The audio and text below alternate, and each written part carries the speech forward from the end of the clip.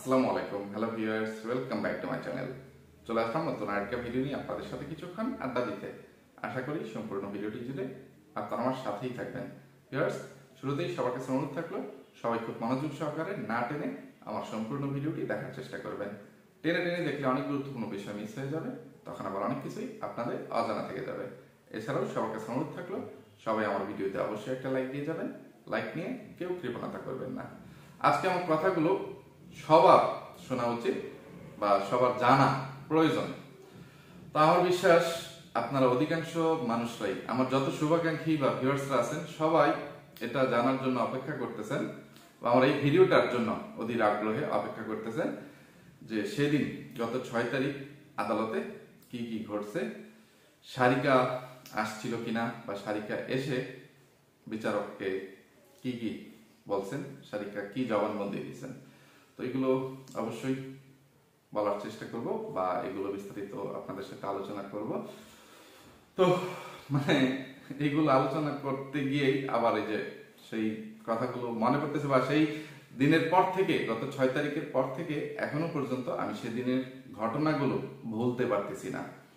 তো সেই কথাগুলো বা ঘটনাগুলো ঘটার পর থেকে আমার হৃদয়টা ক্ষত বিক্ষত, কি বলবো, একদম রক্তাক্ত হয়ে আছে আমার মেয়ে সারিকার কথাগুলো শোনার পর থেকে। এমনিতেই এরকম লাগতেছে, তারপরে কত দিন বা কতগুলো বছর ধরে আমি আমার সন্তানটাকে উদ্ধার করার জন্য, আমার কাছে ফিরিয়ে নিয়ে আসার জন্য চেষ্টা করে যাচ্ছি, কিছু মানুষদের সাথে যুদ্ধ করে যাচ্ছি, সেটা তো আপনারা জানেনই। তো আমি যার জন্য যুদ্ধ করে যাচ্ছি, যাকে উদ্ধারের জন্য এত চেষ্টা এত কষ্ট করে যাচ্ছি, তার মুখ থেকে যখন এমন পীড়াদায়ক যন্ত্রণাদায়ক কথাগুলো শুনি, তখন সেটা সত্যি অনেক যন্ত্রণাদায়ক বা অনেক কষ্টের। তো সেই কষ্টটা তো বুকের ভিতরে লাগতেছিল, যে এখনো যে আমার মনের মধ্যে কিরকম লাগতেছে আপনাদেরকে হৃদয়টা খুলে যদি একদম বুকটা চিরে দেখাইতে পারতাম তাহলে বুঝতে পারতেন।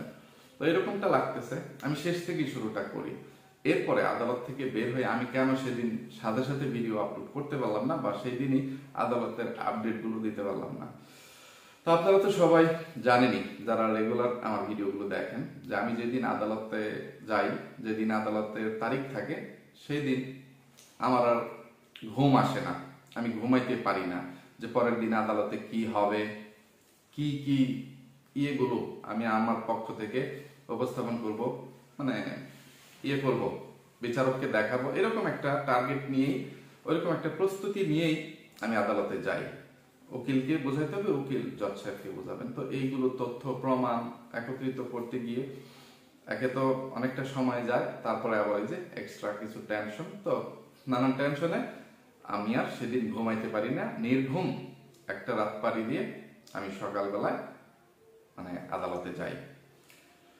তো আদালতে যাওয়ার পরে যখন আমার বিচার কার্য শুরু হইল, তো সারিকা আসেনি, সব আদালতের কার্যক্রম সব শেষ, এখন শুধু আমার মামলাটা বাকি। তো আমার জানা মতে গত 2-3টা তারিখ ধরেই এটা আমার আর্গুমেন্টের তারিখ, যুক্তিতর্ক উপস্থাপন হবে, এছাড়া যে সারিকার স্বীকারোক্তি নেওয়া হবে। তো সারিকারা আসে নাই, সব মামলা শেষ হয়ে গেছে। ওই দিন কোর্টে যতগুলো মামলা ছিল, তো সবার শেষে যখন আমাদেরকে ডাকা হইলো, তো বিবাদী পক্ষের উকিল একজন উকিল সময় চেয়ে নিল। সময় বলতে যে স্যার, আমার ক্লায়েন্ট বা মক্কেল শরীয়তপুর থেকে আসতেছে, তাদের আসতে অনেক সময় লাগবে, হবে, তো আমাকে 10টা মিনিট সময় দেন, তারা চলে আসছে। 10 মিনিট পরবর্তী কোনো মামলা থাকলে এটা করেন, তো ওনারা আসতে থাকুক। বলতেছে তাহলে আপনি আর্গুমেন্ট চালু করে নেন, আপনার ক্লায়েন্ট বা মক্কেল আসতে থাকুক, আমি তার জবানবন্দি 10 মিনিট পরেই নেই, আপনারা যুক্তিতর্ক উপস্থাপন করেন। তো সেটাতেও ওই বিবাদী পক্ষের উকিল সাবিনার উকিল সময় চেয়ে দিল, যে আমার সিনিয়র উকিলও আসতেছেন, উনিও এসে পৌঁছাইতে পারেন নাই। তা আমার উকিলও একটু করে সময় দিল, বা জজ সাহেবকে বললো যে আচ্ছা স্যার, তাহলে একসাথেই করি, আগে বাচ্চার জবানবন্দিটা আপনি নিয়ে নেন, তারপরেই আমরা আর্গুমেন্টে যাই। তো জজ সাহেব নেমে গেলেন ওনার স্থান থেকে, ওনার চেয়ার থেকে বা আসন থেকে ওনার যে অফিস আছেন, আদালতের যে চেম্বার, উনি নেমে গেছেন। আমি তো অবাক যে কি ব্যাপার, মামলার কার্যক্রম শেষ না হইতেই জজ সাহেব নেমে গেলেন, এটা কি নামাজের বিরতি না লাঞ্চের বিরতি? এটা সেটা 5-10 মিনিট পরে আমি আমার উকিলকে জিজ্ঞেস করলাম যে জজ সাহেব যে নেমে গেলেন, উনি কি আবার উঠবেন কিনা একটু জিজ্ঞেস করেন। তো মানে ওনার যে অ্যাসিস্ট্যান্ট বা পেশকার থাকেন তাদেরকে জিজ্ঞেস করার পরে তারা আবার জানালো আজকে জজ সাহেব আর উঠবেন না। তখন তো ভিতরে আর ওই যে এত দিন ধরে মানে এই দিনটার জন্য অপেক্ষা করতেছি যে আমার মেয়েকে আদালতে উপস্থিত করাইতে পারবো বা আসামি পক্ষকে আদালতে আনতে পারবো, তারা আসতেছে। তো এরপর সময়ের জন্য তারা মানে আজকে আদালতের কার্যক্রমটা হইল না।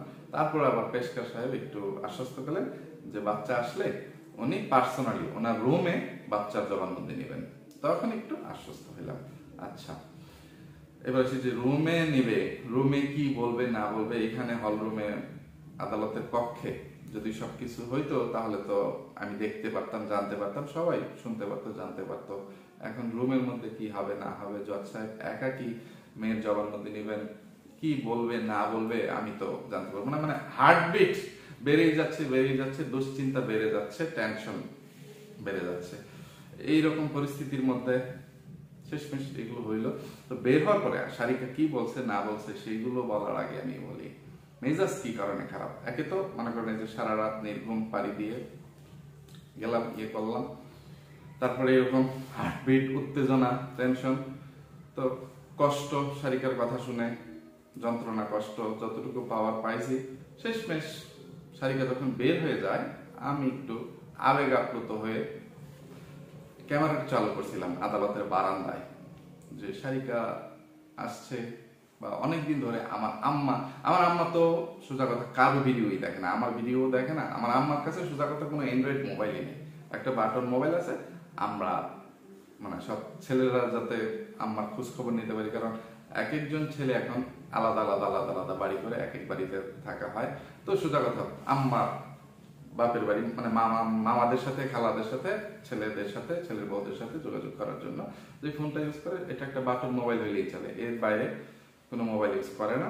তো সারিকাকে আম্মা আমার মোবাইলে মাঝে মধ্যে যখন আমার কাছে চায় যে সারিকা কতটুকু বড় হইলো, কেমন হয়েছে দেখতে, একটু দেখাতো, দেখি তোর কাছে ছবি আছে বা ভিডিও আছে, তখন বাধ্য হয়ে আমার কাছে থাকা কিছু স্ক্রিন রেকর্ড বা ওই আমার আসামিদের ভিডিওগুলো একটু দেখাইতে হয়। তাছাড়া আমার মা সারিকাকে দেখতে পারেন না। তো এইবার যখন আদালতে যাওয়ার আগে আমার মা তো জানেনি, আমার কাছ থেকে দোয়া টোয়া চেয়ে যাই ইয়ে করি। তো উনি বলছিলেন যে একটু ভিডিও করে নিয়ে আসিস, মানে সারিকাকে একটু দেখবো কতটুকু হইলো না হইলো, আজকে কিভাবে আসছে না আসছে, আজকে তাকে কেমন লাগতেছে। আমি তো বুড়া মানুষ, আমি তো ইচ্ছা থাকলেও যাইতে পারি না। তো আমার নিজের ইচ্ছা এবং এই যে মায়ের আবদার এটা সেটা ইয়ে করে আমি কিন্তু সব ভিডিও আমার কাছে এখনো পর্যন্ত আমার মোবাইলে বা আমার সংরক্ষণে যত ফ্যামিলি ভিডিও আছে সব কিন্তু আমি আমার চ্যানেলে শেয়ার করি না, সেটা আপনারা খুব ভালো করেই জানেন। এখনো সারিকার অনেক ভিডিও আমার কাছে জমা হয়ে আছে ছোটবেলার, যেগুলো ফ্যামিলির সাথে আমার মা, খালা, নানি, মানে অন্যান্য আত্মীয় স্বজনদের সাথে আরো মহিলারা আছেন, যেখানে সারিকা ছোটবেলা তার শৈশবকালে খেলাধুলা করতেছে, ইয়ে করতেছে, সব ভিডিও কিন্তু আমি আমার চ্যানেলে আপলোড করি নাই। তো আমি ওই ইয়েতে যে আমি তো এগুলো আপলোড করবো না, জাস্ট আমার কাছে সংরক্ষণ করে রাখলাম যে মা তোমার জন্য আমি কতটা কষ্ট করছি, চেষ্টা করছি, তবু তোমাকে আমি উদ্ধার করতে পারি নাই, বা এভাবে চেষ্টা করছি। এগুলো যেন সে বড় হইলে, সে নিজে বিবেক সম্পন্ন হইলে, যুবতী হইলে, ইয়ে হইলে তাকে আমি কখনো দেখাইতে পারি, বা এই যে আমার মাকে দেখাইতে পারি। ওই ইয়ে থেকে, চিন্তা ভাবনা থেকে ক্যামেরাটা জাস্ট একটু চালু করতে চাইছিলাম, মানে পকেট থেকে ক্যামেরাটা বের করে, মানে মোবাইলটা বের করে মোবাইল ক্যামেরা দিয়ে মানে ক্যামেরাটা ধরবো, এইরকম মুহূর্তে তাদের কি বলবো, এটা উকিল বললে মানে বলতে ইচ্ছা করতেছে না, সোজা কথা যে সে উকিল মানুষ, তাদের পেশাটাই হচ্ছে সত্যকে মিথ্যা, মিথ্যাকে সত্য বানানো। এখন এক পক্ষ বাদী পক্ষ, আরেক পক্ষ বিবাদী পক্ষ, মানে কি বলবো, তাদের পেশাটাই এইরকম যে সত্যকে মিথ্যা, মিথ্যাকে সত্য, এরকম বানানো। তো এগুলো জেনে বুঝেই তারা এই পেশাটাকে বেছে নিছে। আমি তাদের পেশাটাকে পেশার দিক থেকে মানে ধরি যে তাদের পেশা অনুযায়ী সেটা ঠিক আছে তাদের কার্যক্রম, কিন্তু আল্লাহ তাআলার শরীয়ত অনুযায়ী, বিধান অনুযায়ী ওনারা জেনে শুনে যে মিথ্যাগুলোকে সত্য বা সত্যগুলোকে মিথ্যা বানাচ্ছেন, এর জন্য আল্লাহ তাআলার কাছে কি মানে জবাবদিহি করতে হবে, কি বিচারের সম্মুখীন হইতে হবে, এটা মহান আল্লাহ তাআলাই ভালো জানেন, উনিই বিচার করবেন। তো ওই ইয়েতে আমি যাইতে চাচ্ছি না, কিন্তু উনি ওনার প্রফেশনের কথা, পেশার কথা ভুলে গিয়ে আমার হাত থেকে মোবাইলটা কেড়ে নিয়েছে।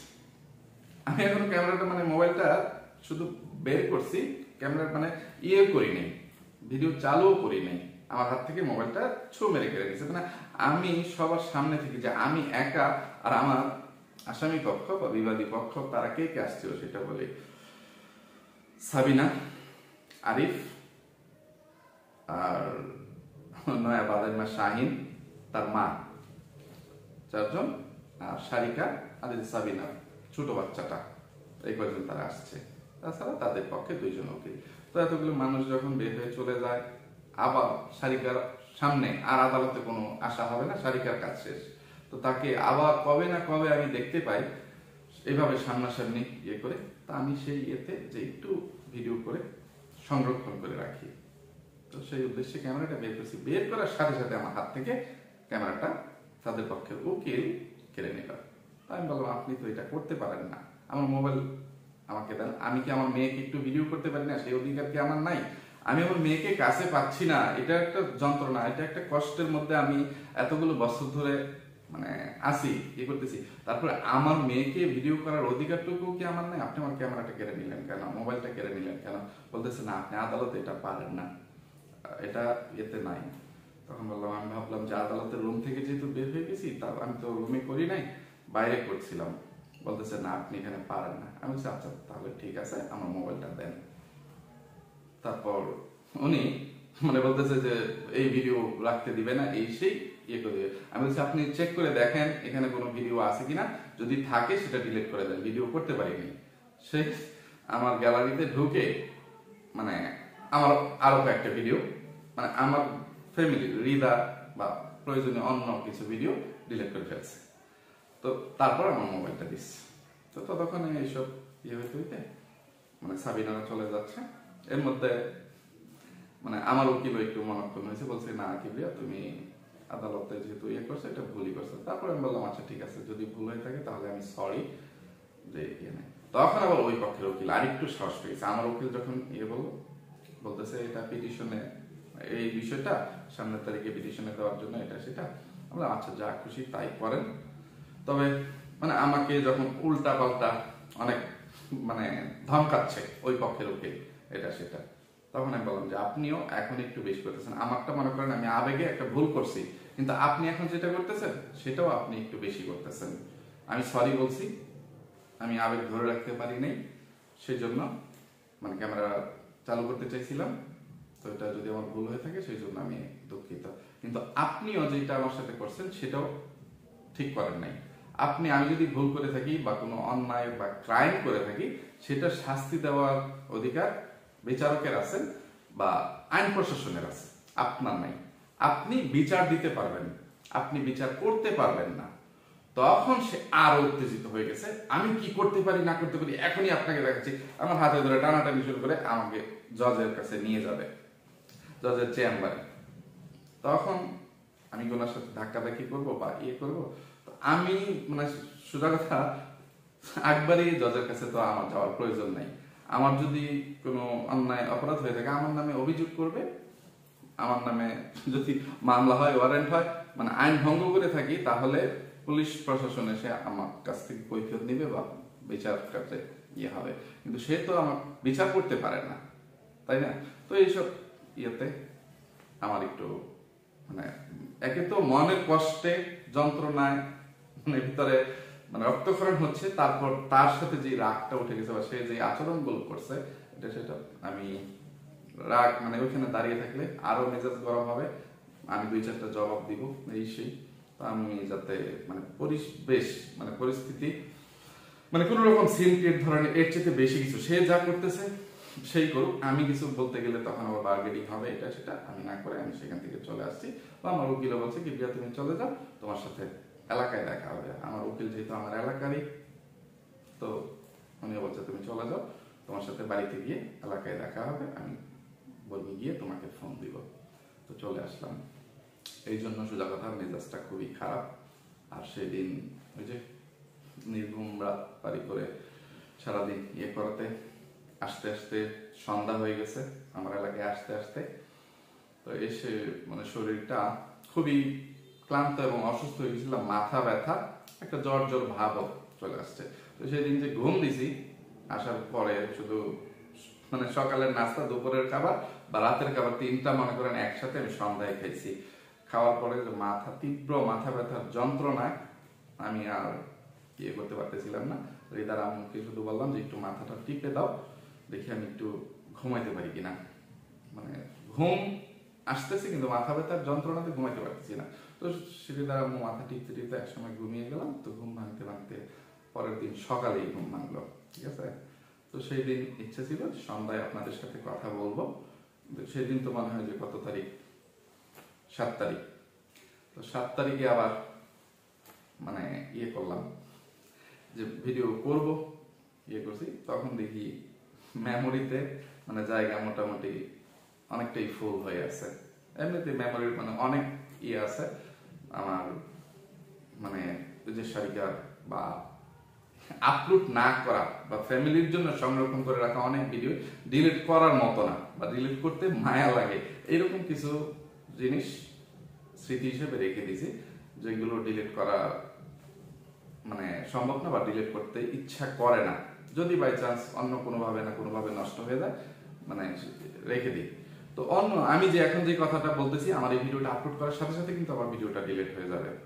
তো এই রকম মানে যে আমি দুইটা মানে কল রেকর্ড যেগুলো গত পরশুদিন দুইটা ভিডিও ছাড়লাম, বা ওই যে উকিলদের যে পিঠা মেলা উৎসব আয়োজন ওইখানে একটু ভিডিও করলাম, ওইগুলোতে মেমোরিটা ফুল হয়েছিল।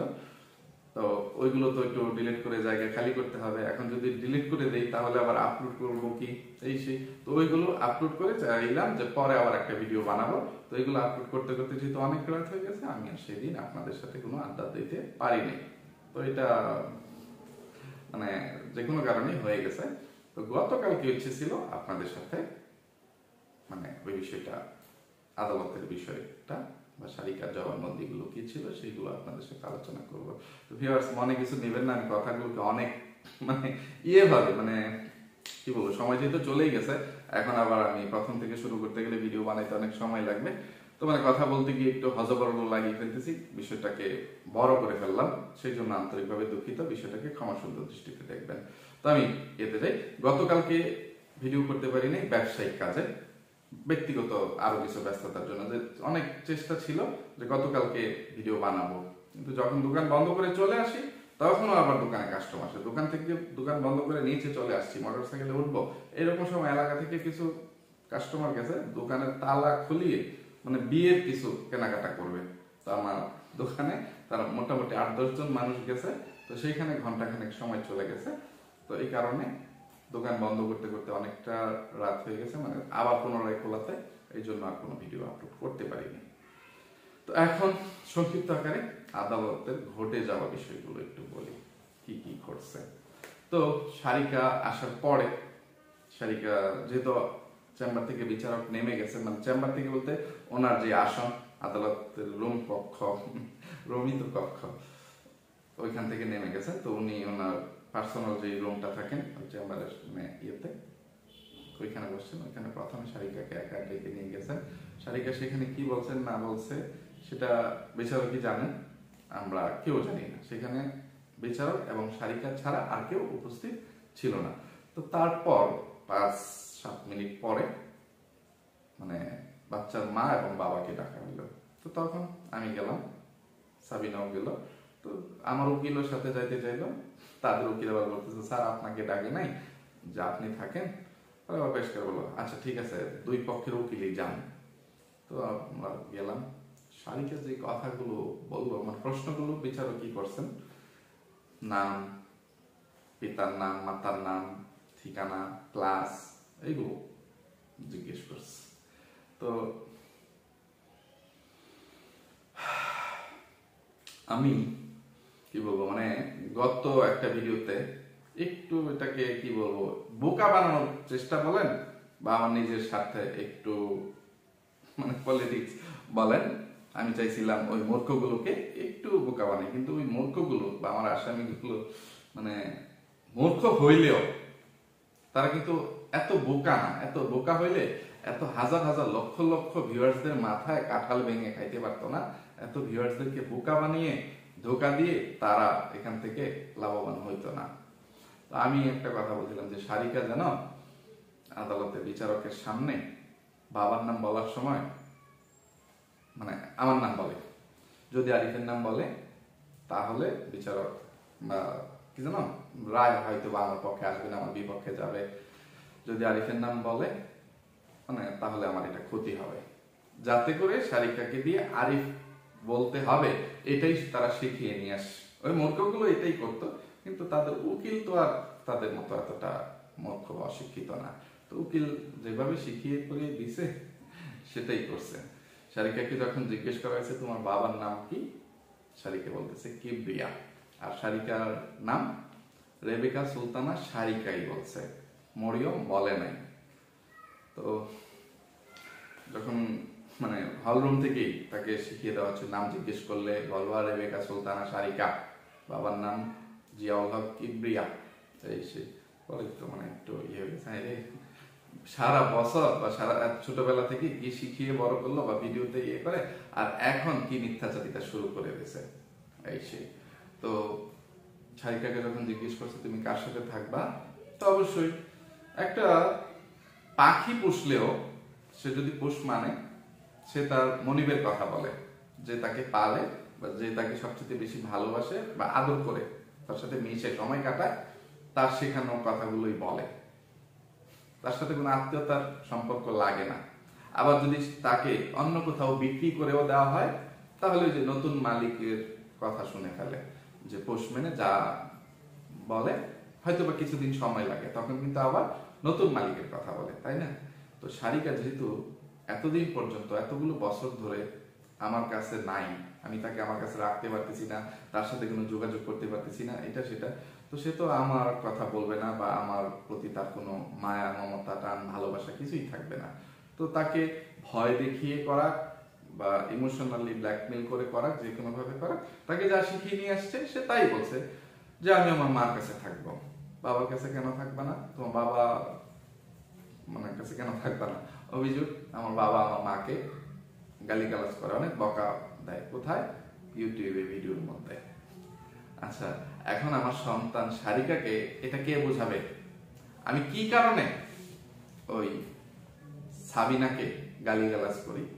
আমি তখনই গালিগালাজ করি যখন আমার সন্তান সারিকার সাথে এই মা নামের কলঙ্কিনী সাবিনা অন্যায় অপরাধ করে, আমার সন্তানের উপর অযত্ন অবহেলা করে, তার জীবনটাকে জীবদ্দশায় জাহান্নাম বানিয়ে তার যেই মানে ঘর জামাই বলবো না পালিত জামাই বলবো, ওই আরিফের মানে সুখের জন্য, আরিফকে সুযোগ সুবিধা দেওয়ার জন্য সে সব কিছু করতে রাজি আছে, নিজে কষ্ট করতে রাজি আছে, সন্তানের জীবন জলাঞ্জলি দিতেও রাজি আছে, মানে সন্তানের ভবিষ্যৎ ধ্বংস করে দিতে রাজি আছে, বা সেই কাজগুলো সে করে।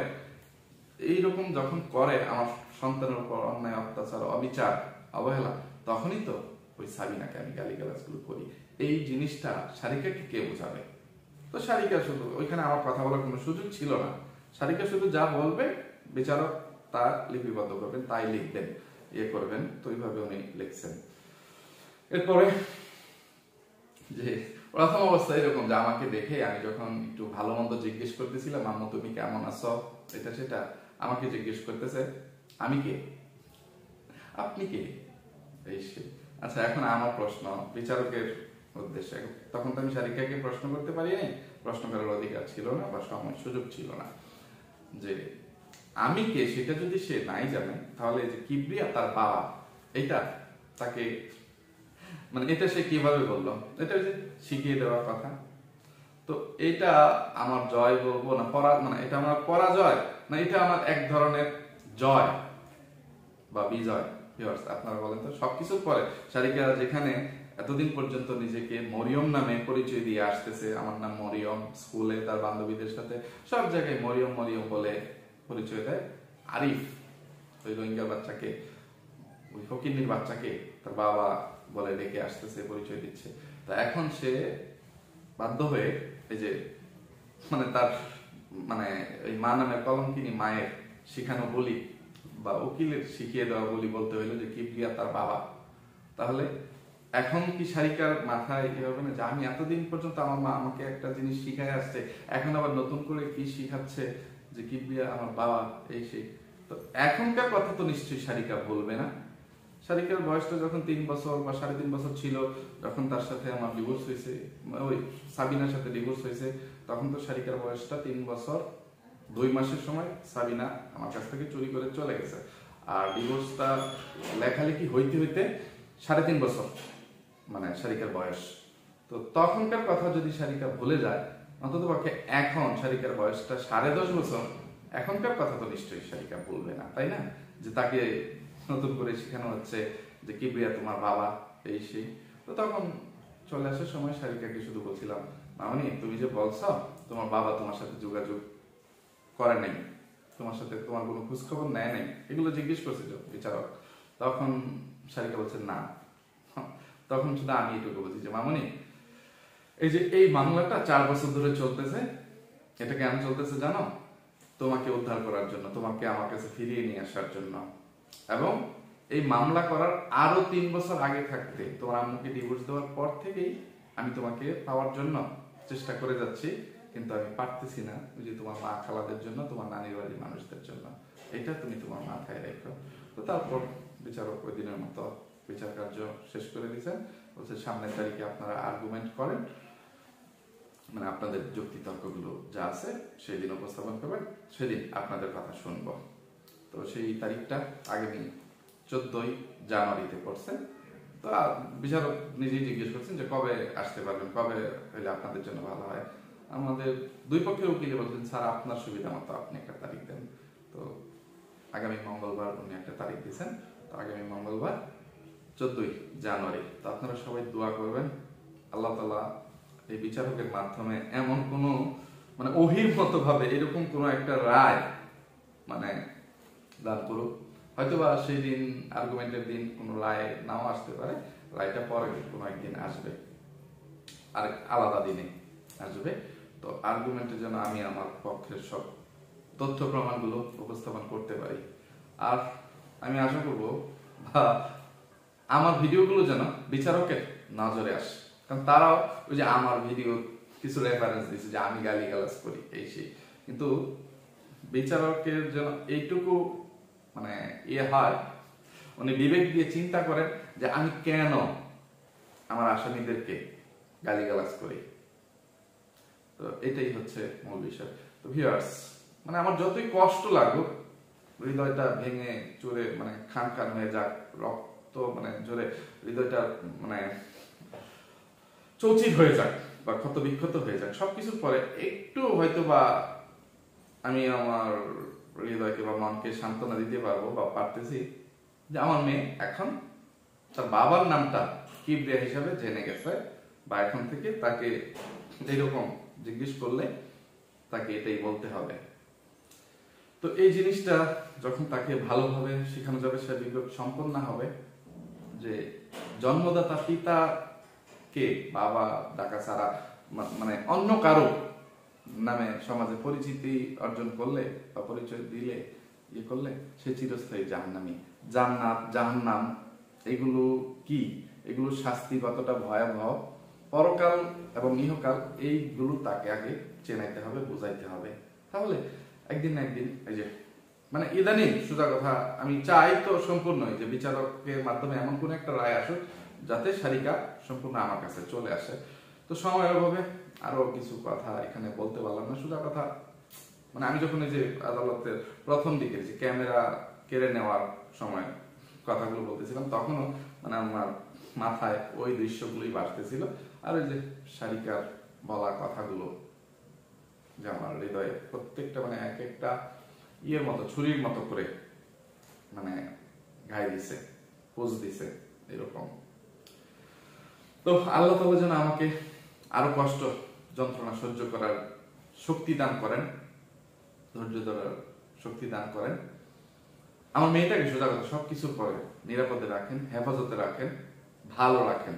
আপনারা সবাই এই দোয়াটা করবেন, বা আমি আমার সন্তানটাকে দ্রুত আমার কাছে ফিরে পাই, উদ্ধার করে আমার কাছে নিয়ে আসতে পারি ওই নোংরাদের হাত থেকে। আপনারা সবাই এই দোয়াটা করবেন। তো কথা বলতে গেলে আজকের ভিডিওটা আর অনেক বেশি লম্বা হয়ে যাবে। তো বাদ বাকি কথাগুলো আমি অন্য কোনো ভিডিওতে অন্য কোনো দিন বলার চেষ্টা করব। সেই পর্যন্ত সবাই ভালো থাকবেন। এতক্ষণ পর্যন্ত ধৈর্য ধরে যারা আমার সাথে ছিলেন সবাইকে অসংখ্য ধন্যবাদ। সবাই আমার জন্য, আমার পরিবারের জন্য, আমার দুটো সোনামণির জন্য মন থেকে দোয়া করবেন। আল্লাহ হাফেজ, আসসালামু আলাইকুম।